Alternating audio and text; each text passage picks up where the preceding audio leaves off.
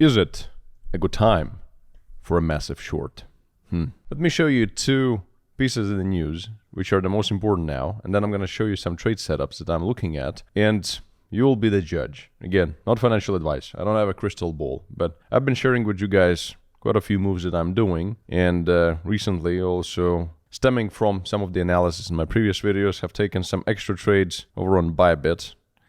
They didn't really play out that well, have taken a juicy loss here, but overall, like, what matters is the overall performance, so to speak, and the overall performance for the last 90 days is steady, slow for a small account for ice cream money, but it is slow and steady, and I'm being still very, very careful with it. You guys, before I move to the news and show you all the updates and give you my next trade setups, quick reminder that you can see that I'm trading over on Bybit. And Bybit was very nice enough to give our community up to $30,000 initial deposit bonuses if you use the link of this channel in the description of this video, and up to 42% discount on trading fees, which can save you really thousands of dollars depending on how big your trades are, and regardless if they're even small, money is still money, so go claim those bonuses. And you can always create a new account if you already have one with a different form of authentication on Bybit, such as, for example, a driver's license. So go save some money for yourself and claim. In the reward center, you can claim up to 30K in deposit bonuses. And also other cool bonuses coming with Bybit as well, which is going to be announced probably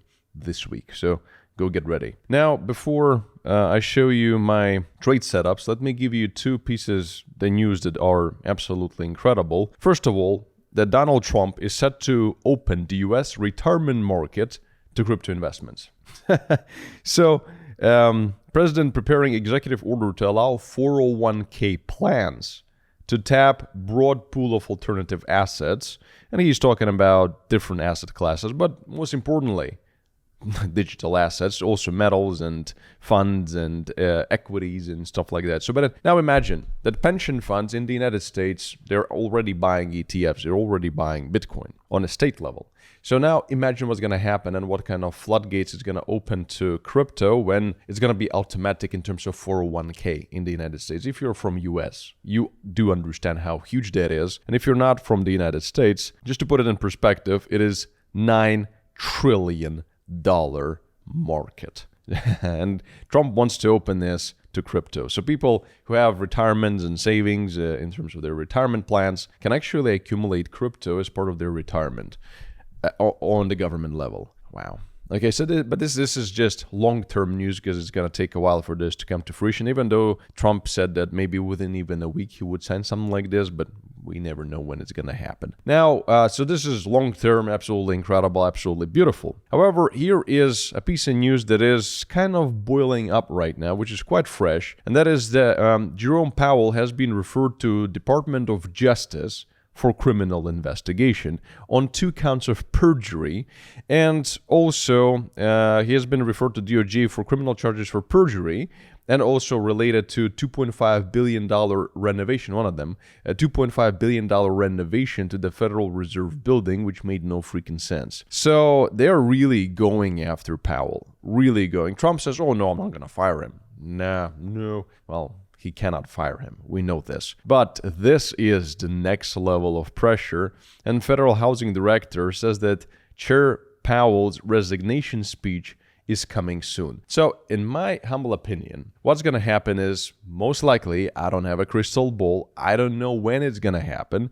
But once it does, I think that there is a good chance right now, and I think that the poly markets currently is pricing in the probability of about 50% of it happening. If it does, I think it's going to really directly affect S&P 500, and even though we're currently trading at an all-time high, I think that overall, the consensus is that replacement of Powell, who is deemed rational and careful and is approaching the inflation carefully and timely, supposedly, when they're going to be replacing Powell with somebody who is pro-rate cuts and is going to cut rates down to what Trump wants, down to 1%, so 3 full percentage points down from 4% now. That's gonna, even though long term they're gonna start printing money, long term is gonna be Valhalla and beautiful, but short term, markets like S&P 500 doesn't like volatility. They don't like this, and the market is usually scared of it because nobody knows what's gonna happen. It's uncertain, and certainly since Bitcoin and Ethereum is so strongly correlated to the S&P 500, these are also going to be the ones that are going to have short-term pain. It's hard to predict when that's going to be. We're going to move to the chart in just a second. I'll show you my setups and my trade ideas here,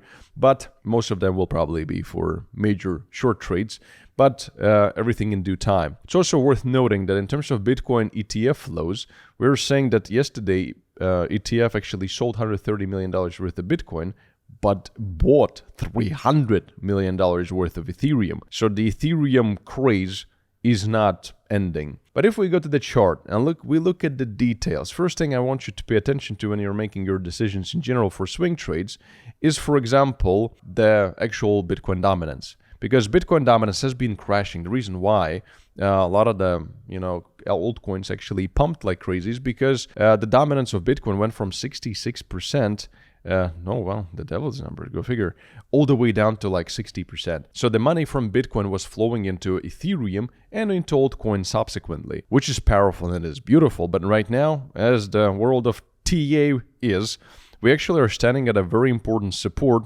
like right here. So this is the trend line, which short term, believe it or not, sometimes even I cannot fucking explain how it works. But look, it's bouncing right off of the trend line. So Bitcoin is slowly and slightly gaining momentum on other coins as well. So Bitcoin is kind of becoming strong again. So if you're looking at Bitcoin, it's kind of going up, but Ethereum though is going down, even though this is exactly what we've seen the reverse of for the last, couple of days and weeks when we've seen this absolutely incredible rally in Ethereum. Now, when it comes to the trades themselves, so let me break this down so we understand that if this week or next week we have the resignation of Jerome Powell, this might really cause a short-term panic, a nice opportunity for a short trade, and then subsequently take profiting and entering into a long for the continuation of the move up, because the uncertainty will be priced in and crypto will probably front run it, and then we'll have a good opportunity for nice entries and some nice trades. So what is of utmost importance currently for me when you're looking, for example, at Ethereum, we had this very important level of 3,700 that didn't really play out exactly as I expected, because I talked about it in the previous video, and I've taken a fair short trade, two of them actually, on Ethereum. One I made 5K and one I lost 5K. So I entered into a short from 3,700 right here as promised, as I showed before, and I also re-entered here when the price came to it, because I saw that the price was still too strong, and then I basically broke even on this trade concept, and then I made 5K on Doge, and thank you very much. So, and all these trades were certainly posted in our trading club, link to which is in the down description of this video. So, but I'm still inclined to say that we're still quite relatively overextended, and there has to be a cool down in the market sooner or later. If you're looking at, I readjusted the level a tiny bit, so now it's not 3,700, it's like 36.4. But I think that the most important level right now is actually going to be in the vicinity of like 3,900, 39.5, or in all honesty, which is right here, so 39.40, I would still be considering to take a short trade, just like I did and attempted to take a short trade from 3,700 with the same idea, because there is going to be an area where the price is going to reverse. So for a short-term correction, not a crash down to zero, short-term correction that you can use, and really a cool down of the market. If we actually zoom in and have a look at what is happening now, we actually had this upwards trend for quite some time, and there was no break of structure. Here is no break of structure. Here is no break of structure. Really nothing. But here kind of finally we saw some kind of a break of structure. Very important support. We actually had a reaction off of it, but finally we actually retraced.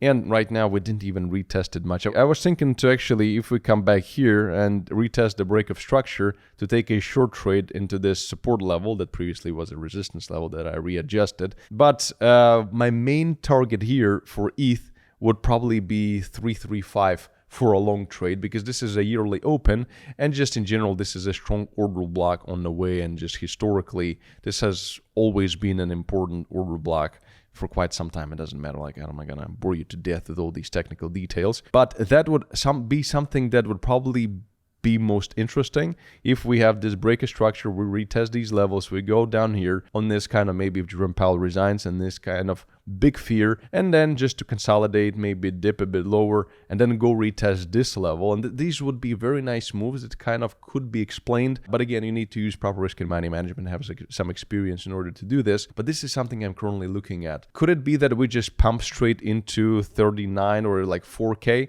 could be, and I would be again entertaining the possibility of trying to find myself a nice short trade. That's about it. So you gotta always just react to what is happening in the market and take quick trades. When it comes to Bitcoin though, we are still in an uptrend. So realistically, we have a very important order block here at like 112 is a nice target, the previous all-time high. But objectively, and it's moving so nicely, so beautifully, and all these trades are so possible and so good looking.